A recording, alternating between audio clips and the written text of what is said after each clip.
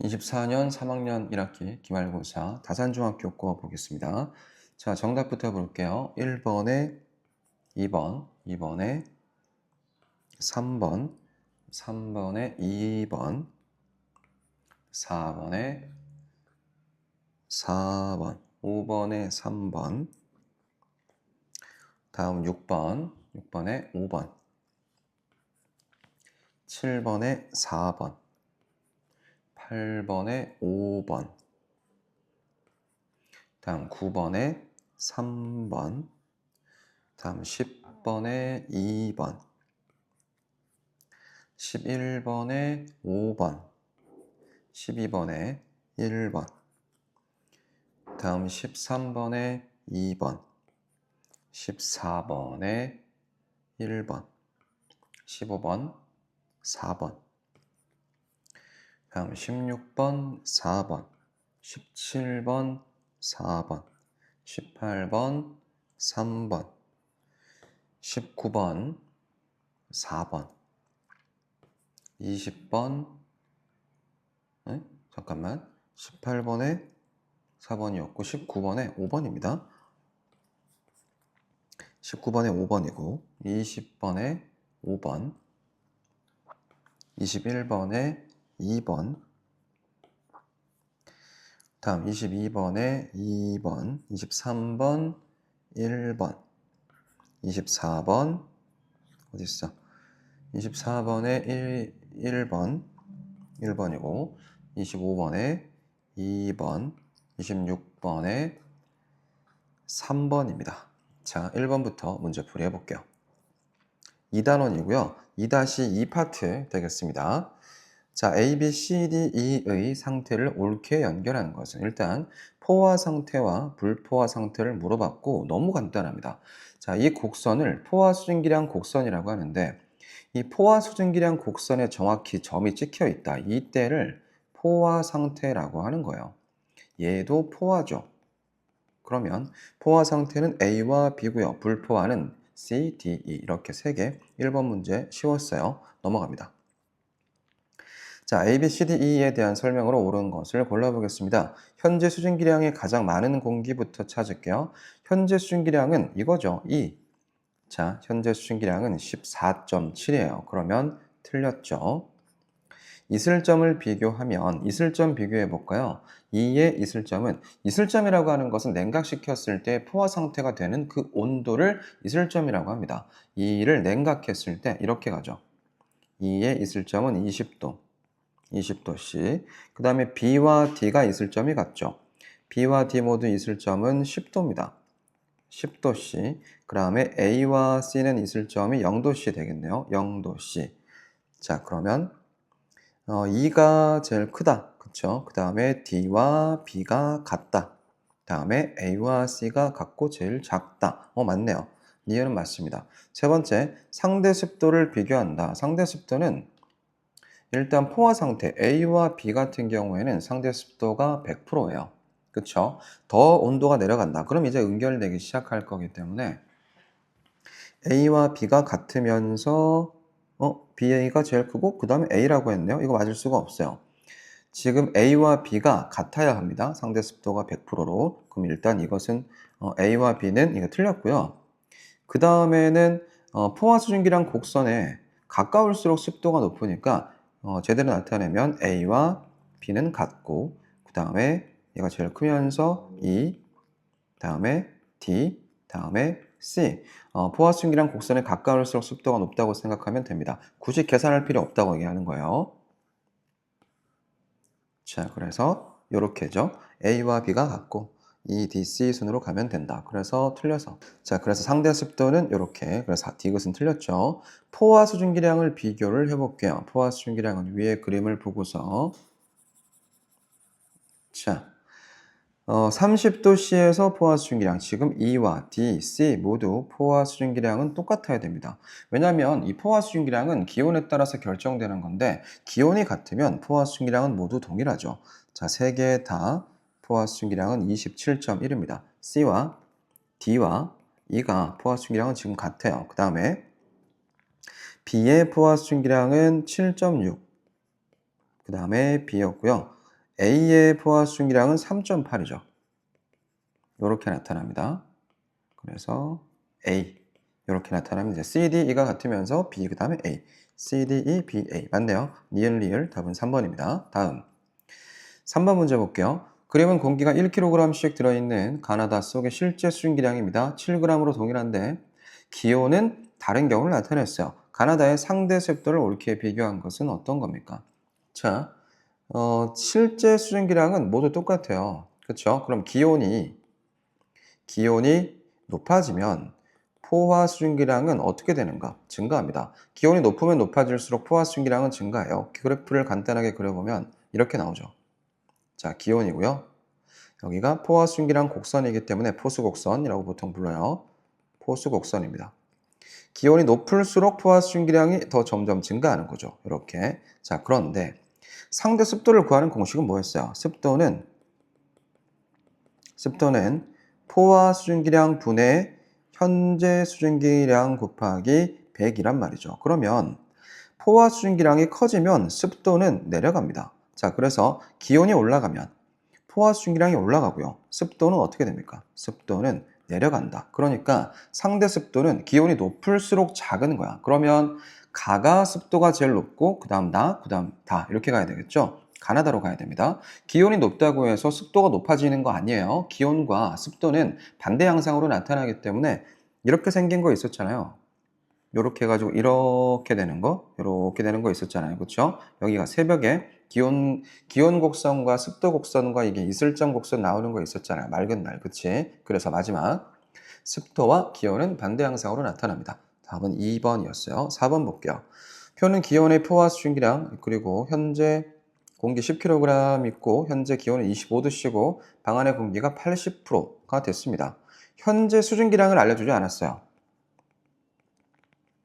현재 수증기량은 그러면 계산을 해내야 됩니다. 자, 이슬점을 알려줬을 때 현재 수증기량 구하는 방법 알고 있죠? 이슬점에서의 그 포화 수증기량이 현재 수증기량과 똑같기 때문에 그 이슬점에서 포화 수증기량은 현재 수증기량이다. 이렇게 찾을 수도 있고요. 다음에 습도를 알려주면서 포화 수증기량 알려주면 계산하는 공식을 가지고 현재 수증기량을 구할 수가 있습니다. 자, 현재 온도가 몇 도라 그랬죠? 25도예요.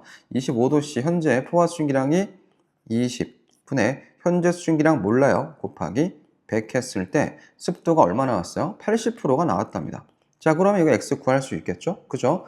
20분의 100x가 80이 되는 거예요. 됐습니까? 자, 그럼 약분해서 5x는 80, x는 5분의 80이니까 이거 얼마 나와야 됩니까? 자, x는 5분의 80이기 때문에 약분하면은 10하고 30 나와야 되니까 16g 나오면 되는데 여기 또 하나 문제가 더 있어요. 자, 공기 10kg이래요. 그럼 1kg 있을 때 16g의 수증기가 들어있으니까 공기가 10kg면 160g의 수증기가 현재 방 안에 있겠다라고 생각하면 되겠죠. 16g으로 찾아냈으면 정말 아깝습니다. 곱하기 10 안에서 틀린 거야. 계산 다 해놓고 틀린 거예요. 그러면 안 됩니다. 자, 5번 볼게요. 방 안에 현재 수증기량 얼마 있죠? 방 안에 160g의 현재 수증기량이 있어요. 현수. 응결량 구할 건데요. 응결량은 현수 빼기 냉각 온도에서 냉온포수라고 우리 하죠. 냉각 온도에서 포화 수증기량 얼마일까요? 15도씨. 15도씨에서 포화 수증기량은 10.6g이에요. 근데 10kg 있기 때문에 106이겠네요. 100. 냉각 온도에서 포화 수증기량은 106g입니다. 계산을 해주면 54g, 3번 나오면 되겠습니다. 이거 외워야 돼요. 응결량은 현수 빼기 냉온포수입니다. 냉각 온도에서 포화 수증기량. 자, 5번까지 했고 다음 6번 보겠습니다. 구름 발생하는 거. 자, 그 페트병에 물을 넣고 액정 온도계 향연기 이거 넣었네요. 응결핵 역할을 하죠.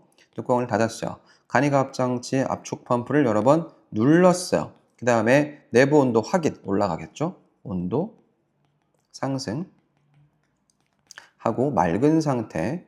그러다가 뚜껑을 열었어요. 뚜껑을 열고 나면은 이제 기온이 내려가면서 뿌옇게 흐려진다. 단열 팽창해서 그렇겠죠. 이게 구름이 생성되는 원리와 똑같은 거 알고 있죠. 자, 다의 공기는 단열 팽창 맞습니다. 나는 단열 압축입니다. 다는 내부가 뿌옇게 흐려진다. 그렇죠? 가의 향연기는 응결행 역할을 하고요. 나에서 다로 될 때 기온이 떨어집니다. 그렇지. 기온이 떨어지면서 단열 팽창하고요. 있을 점에 도달하면은 수증기가 응결되면서 구름이 만들어지는 거죠. 나에서 다로 될 때 상대 습도가 낮아진다. 습도는 높아져야 돼요. 습도가 높아진다. 습도가 높아지면서 상대 습도가 100%가 됐을 때 그때가 이슬점이잖아요. 응결되기 시작합니다. 습도가 떨어지면 안 돼요. 답은 5번. 7번 볼게요. 그러면 어느 지역의 강수와 구름과 강수 현상입니다. 이거 중고위도라고 할게요. 중위도와 고위도 지역이고요. 이것은 빙정설이라고 부릅니다. 우리나라에서 강수 이론이겠죠. 자, 여기서 0도씨에서 마이너스 40도씨 구간에서 빙정과 얼음알갱이가 같이 있는데 관행각 물방울, 이 물방울이 증발해가지고 얼음알갱이에 달라붙어요. 그럼 얼음알갱이가 점점 커지겠죠. 커져가지고 쭉 무거워져서 내립니다. 근데 날씨가 기온이 높으면 이 빙정이 녹아서 비가 내리고 기온이 낮으면 얘가 그대로 내려서 눈이 내린다라고 생각하면 되는 원리죠. 차가운 비가 온다까지 정리하면 되겠습니다. 자, 1번. 구름 속에는 물방울과 빙정이 함께, 그렇죠. 온대, 한대 지방에서 흔히 볼 수 있는 이게 중고위도를 얘기를 하고 있는 거예요. 강수현상. 그렇습니다. A 지점은 공기의 온도가 있을 점에 도달하는 높이. 여기서부터 딱 구름이 만들어지기 때문에 여기가 딱 있을 점이라고 생각하면 돼요. 자, 구름이 보인다는 거는 액체로 바뀌었다는 거거든요. 구름은 액체예요. 기체는 눈에 보이지 않습니다. 자, 다음. 마이너스 40도씨, 0도씨 사이의 구름에서 주로 작은 물방울, 큰 물방울 줄 쳐야 될까요? 작은 물방울, 큰 물방울이 만들어지는 거 합쳐서 이거 병합설이라고 얘기합니다. 저위도에서 비가 내리는 강수 이론이에요. 공기가 상승하다가 A 지점의 높이부터 공기 속에 수증기가 응결해서 구름이 생성되기 시작하죠. 딱 봐요. 구름이 생겨 있잖아요. 그쵸? 틀린 거는 4번이었습니다. 자, 다음 8번 볼게요. 이거 토리첼리의 수은 기둥인데요. 75cm네요. 그러니까 기압은 현재 1기압 이하입니다. 1기압이 됐을 때는 76cm가 나와야 하거든요. 그리고 기울어져 있네요. 기울어져 있어도 76cm가 1기압인 건 변함이 없고요. 진공 상태죠. 그쵸? 내용 볼까요? 실험 당시 대기압은 1기압과 같다. 틀렸어요. 1기압보다 살짝 작아요. 기압의 크기를 나타내면 75mmHg가 아니라 75cmHg로 바꿔야 되죠. 동일한 상황에서 유리관을 똑바로 세우면 높이는 변화가 없습니다. 자, 동일한 상황에서 굵기를 굵게 해봤자 기둥의 변화가 없어요. 이 지역보다 1000m 더 높은 곳으로 올라가요. 그럼 높이 올라가면 올라갈수록 어떻게 됩니까? 기압은 떨어지죠. 그럼 이 기둥은 어떻게 될까요? 내려갑니다. 75cm보다 수은 기둥 높이가 무조건 떨어지는 거죠. 그쵸? 높이 올라갈수록 기압이 작아지기 때문에 기압이 작아지면 수은 기둥의 높이도 내려갑니다. 더 낮아질 것이다. 정답이죠. 답은 5번이었어요. 9번 볼게요. 기압과 바람에 대한 설명. 기압 차이가 작을수록 틀렸어요. 기압 차이는 클수록 바람이 세게 불어야 되고요. 바람은 기압이 낮은 곳에서 틀렸어요. 기압이 높은 곳에서 낮은 곳으로 바람이 불죠. 지표면이 가열되는 곳은 공기가 위로 도망가기 때문에 기압이 낮아집니다. 그렇죠? 저기압이라고 부르죠. 지표면이 냉각되는 곳은 그 냉각된 공기들이 뭉쳐서 밑으로 떨어지기 때문에 기압이 높아지죠. 3번 정답. 해안가 지표 근처에서 밤에 육지 쪽이 저기압이고 아닙니다. 밤에는 육풍이 불기 때문에 육지 쪽이 고기압이 되는 거고요. 바다 쪽이 저기압이 되는 겁니다. 형성되기 때문에 육지에서 바다로 바람이 부는 거는 맞죠. 그렇죠? 고기압에서 저기압으로 바람이 불어가야 됩니다. 대륙과 해양이 만나는 곳에서 여름에 대륙의 기압이 여름이죠. 여름에는 남동계절풍이 불 거기 때문에 우리나라가 이렇게 있다고 치면 이쪽 남동쪽이죠. 남동쪽. 저위도 지방이라고 생각하면 되겠습니다. 여기가 기압이 높기 때문에 고기압이죠. 이렇게 불어옵니다. 만나는 곳에서 여름에 대륙의 기압이 해양의 기압보다 낮죠. 해양이 더 높기 때문에 해양에서 대륙 쪽으로 계절풍이 불어야 돼요. 틀렸습니다. 맞는 거는 3번밖에 없었어요. 10번 볼게요. 이건 전선이죠. 이렇게 생긴 전선 우리가 한랭전선이라고 부르고요. 한랭전선은 대체로 이동 속도가 빠르고요. 자, 차가운 공기가 여기 따뜻한 공기 아래쪽을 파고 들어가기 때문에 공기가 급격하게 상승하면서 저고형 구름이 만들어지고 전선의 뒤편에서 저고형 구름이 생성되니까 좁은 지역에 소나기가 내린다까지 정리할 수 있으면 틀릴 건 없습니다. 자, 구름은 충운형 틀렸어. 저고형. A는 한랭전선. 그렇죠. 전선이 통과하고 나면은 내가 여기 있어요. 얘가 나를 통과해. 그럼 나는 어디 가겠어? 난 요 안쪽으로 들어간단 말이야. 그럼 찬 공기를 만나는 거죠. 추워지겠죠.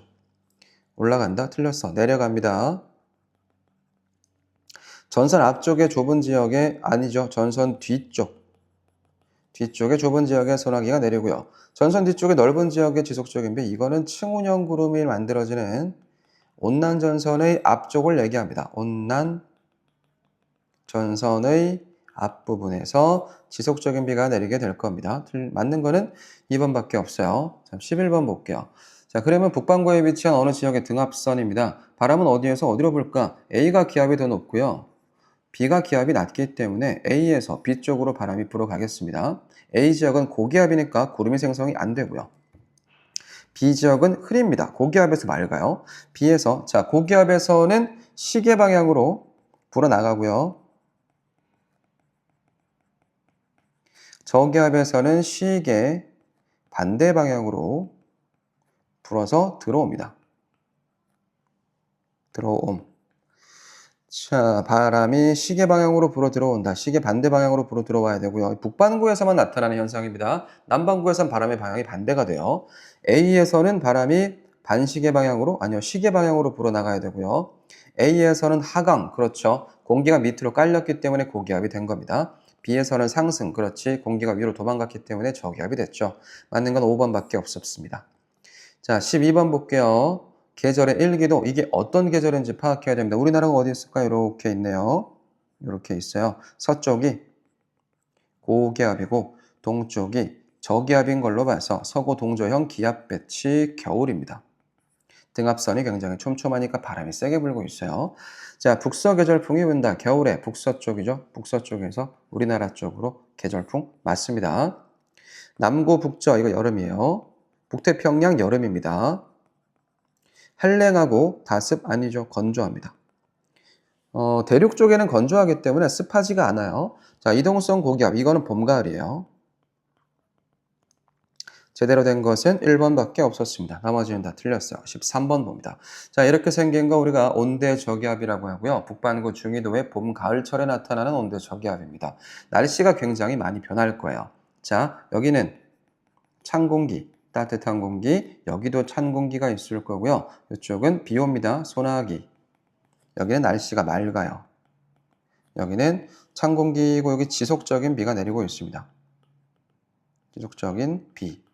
그죠? A 지역은 B 지역보다 현재 기온이 높다? 틀렸어요. B가 더 높아요. B 지역의 현재 날씨는 대체로 맑지만 전선이 통과한 다음에 이 한랭전선이 B를 통과할 거예요. 소나기가 오고 기온이 떨어집니다. 그렇죠. C 지역의 현재는 비가 오고 있지만 비가 내리고 있어요. 지속적인 비가 내리고 있어요. 첫 번째 전선, 이 온난 전선이 얘를 통과하고 나면은 기온이 내려가? 아니요, 올라가겠죠? 올라감. 여기 맑은 지역으로, 따뜻한 지역으로 들어가기 때문에 여기까지 맞았었는데 기온이 올라간다라고 해야 됩니다. D가 틀렸어요. 온대저기압은 서쪽에서 동쪽으로 편서풍이죠. 우리나라 북반구 중위도에서 서풍이 불기 때문에 서쪽에서 동쪽으로 불어간다는 겁니다. 통과하는 지역의 날씨를 변하게 합니다. 니은 리을 답은 2번이었어요. 자, 14번부터 바로 볼게요. 그림엔 수평 구간을 직선으로 움직이는 장난감 자동차 연속 사진이고, 다중섬광 사진, 연속 사진 되겠죠. 자, 0에서부터 10cm 이동했기 때문에 여기서 여기까지. 자, 10cm니까 0.1m 되겠죠. 자, 2초 동안에 0.1m 갔대요. 2초 0.1m. 그러니까 1초면 0.05m 가면 되겠죠. 자, 그러면 속력은 0.05m/s가 되겠습니다. 1번, 정답이네요. 자, 다음, 속력이 점점 빨라진다. 아닙니다. 등속 운동이에요. 운동 방향이 변한다? 방향이 안 변했잖아요. 같은 방향으로 쭉 이동하고 있네요. 출발 후 전체 이동한 거리는 시간이 지나도 변함이 없다. 거리는 점점 늘어나죠. 0에서 10, 20, 30, 40 일정하게 이동 거리가 점점 증가하고 있습니다. 자, 운동 상태가 변하지 않았을 때 10초 동안에 이동한 거리는 1m이다. 자, 10초 동안에 0.05m, 0.05m per sec의 속력으로 곱하기 10세크 이동하면은 곱하기 10 하면은 0.5m 가겠네요. 그렇죠? 자, 그러면 1m가 될 수 없고 0.5m 이동하면 되겠습니다. 답은 1번입니다.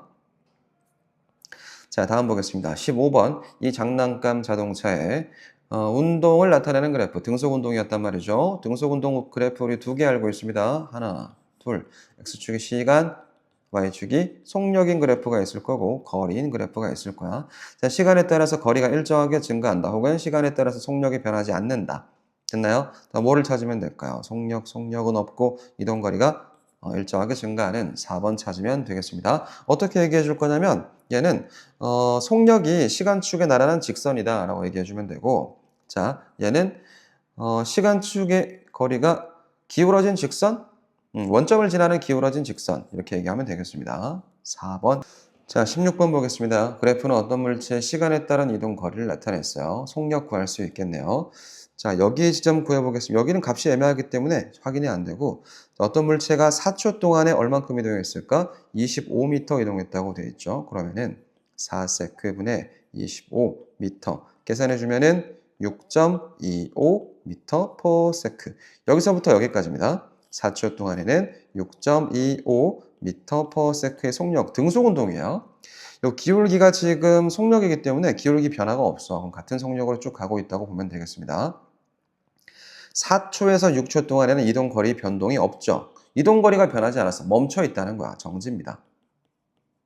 자, 그러다가 6초에서 10초까지 이동을 했을 건데 25에서 35m 이동했기 때문에 시간은 4초 동안에 10m 이동했겠네요. 그러면은 이거 4분의 10이니까 2.5m per sec가 되면 될까요? 그쵸?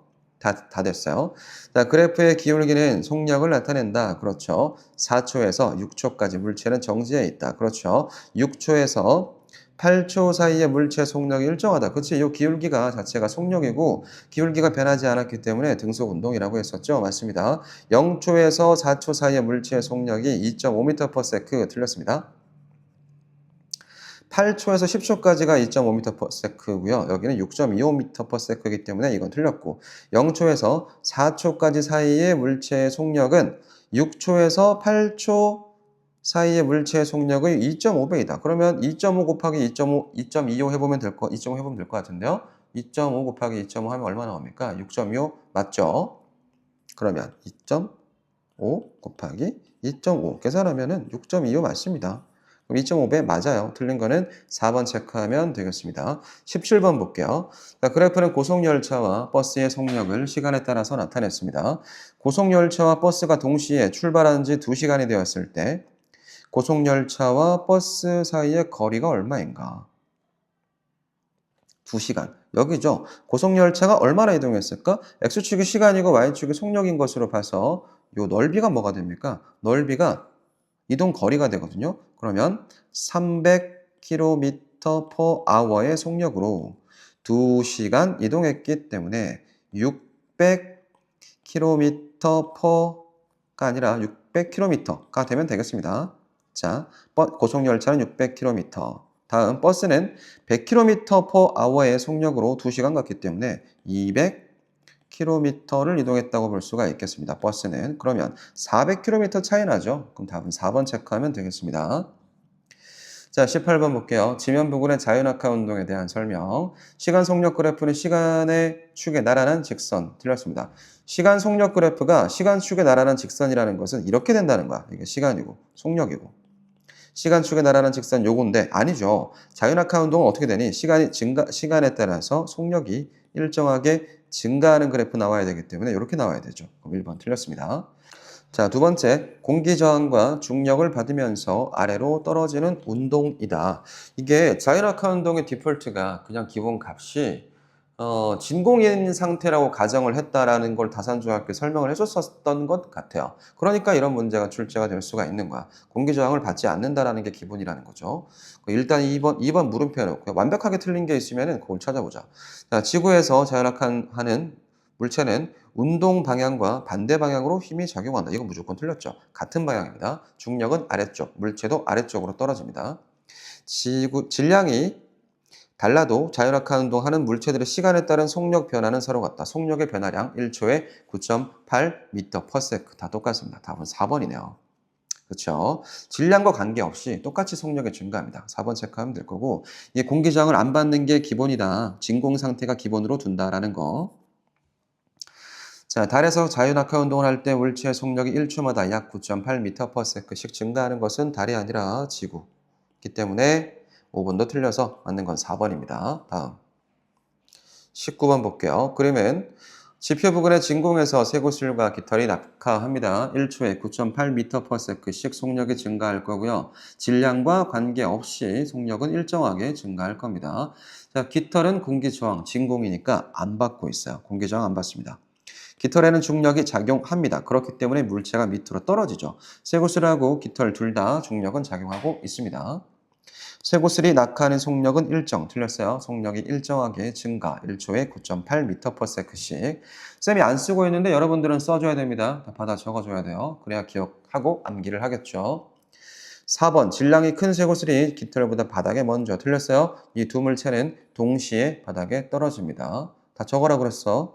자, 쇠구슬에 작용하는 중력의 크기가 깃털에 작용하는 중력의 크기보다 더 크다. 답은 5번입니다. 왜냐하면 이건 써야 되겠다. 중력의 크기는 비례한다. 뭐에? 물체의 질량 그리고 무게에 비례하는 거기 때문에 쇠구슬의 질량이 더 크죠. 그러니까 무게가 더 많이 나간다는 거야. 그러니까 중력의 크기도 더 크다는 걸 의미합니다. 만약에 이 물체 쇠구슬의 질량이 1kg이라고 생각해보자. 깃털은 1g 정도밖에 안 될 거예요. 그럼 1000배 차이 나죠. 자, 1kg이니까 무게로 환산해 줄 거면 여기다 9.8 곱해주면은 9.8N의 무게를 가지게 될 겁니다. 9.8N의 무게를 가지고 있는 물체한테 작용하는 중력의 크기는 9.8N이겠죠. 자, 그러니까 훨씬 큽니다. 답은 5번, 20번 볼게요. 자, 20번 일과 에너지의 관계에 대한 설명. 일과 에너지는 서로 전환 가능하고요. 일을 할 수 있는 능력을 에너지라고 하고요. 개념이네요. 자, 에너지의 단위와 일의 단위는 서로 다르다. 틀렸어요? 같습니다. 줄 쓰면 되죠. 사람이 물체에 일을 해주면 물체의 에너지는 증가한다. 맞는데요? 기억, 니은, 리을. 답은 5번입니다. 물체에 일을 해줬어.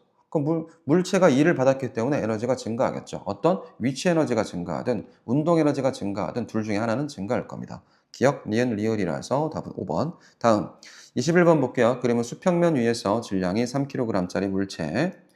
일정한 속력을 유지하면서 약간 무시해도 상관없어요. 이 부분은.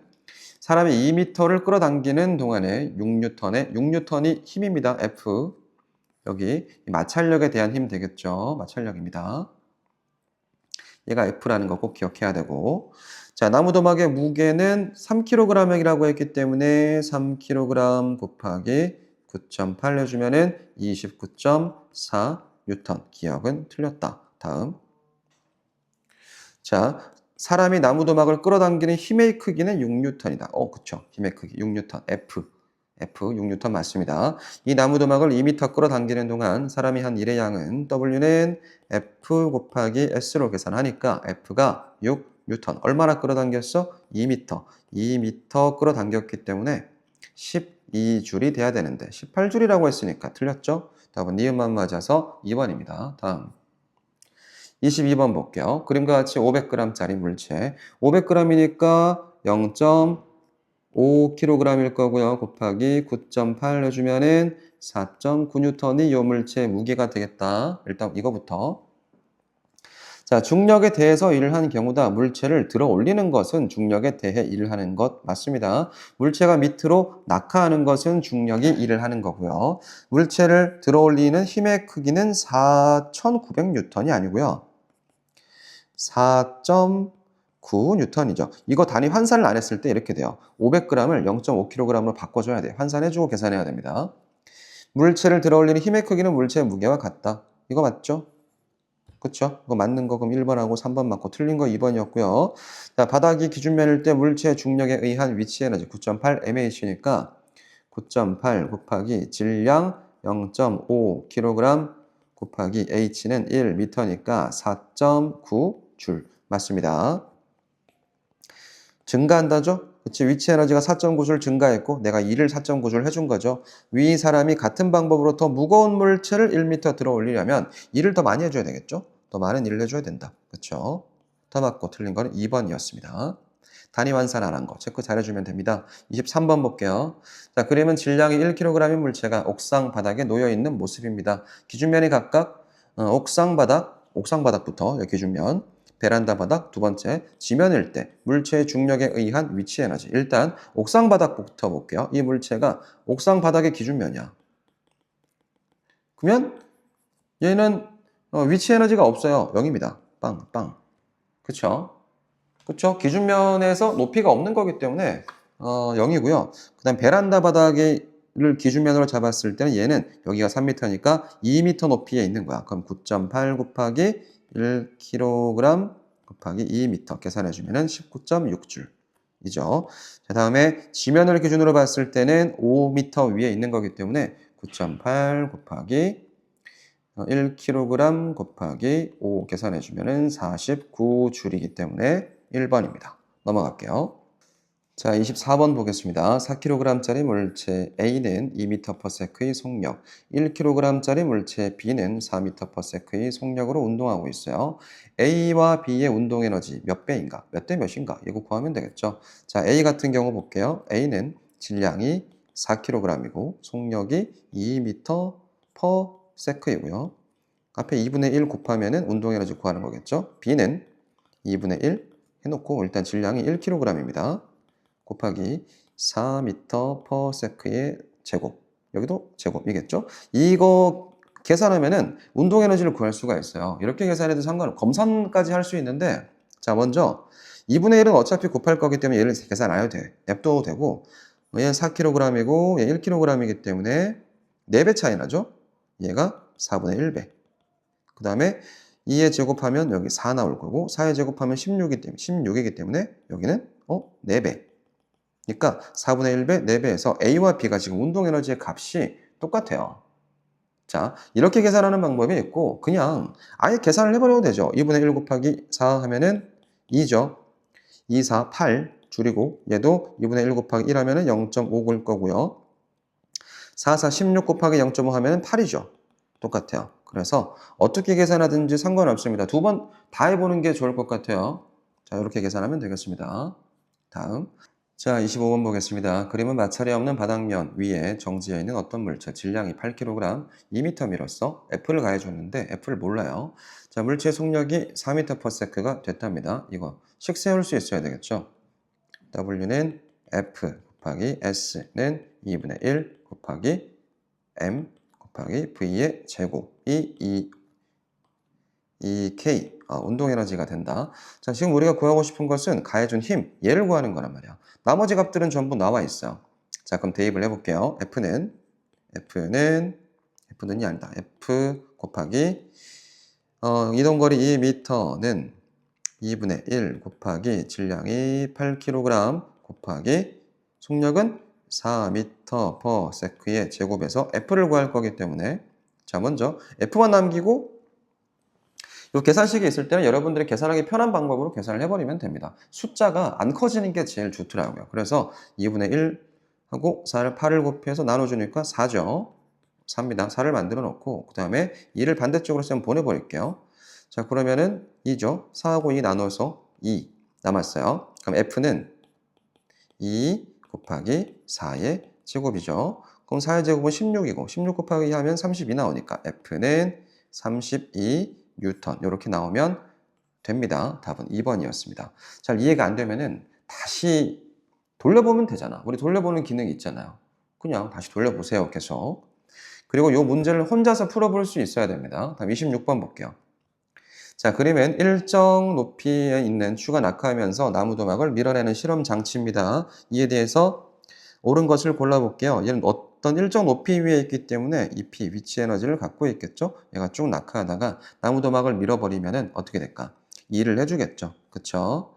자, 추의 중력에 의한 위치 에너지가 기억, 추의 중력에 의한 위치 에너지가 나무도막을 미는 1로 전환된다. 맞고요. 추가 나무도막의 한 일의 양은 추의 중력에 의한 위치 에너지의 변화량과 같다. 그쵸? 위치 에너지가 뭘로?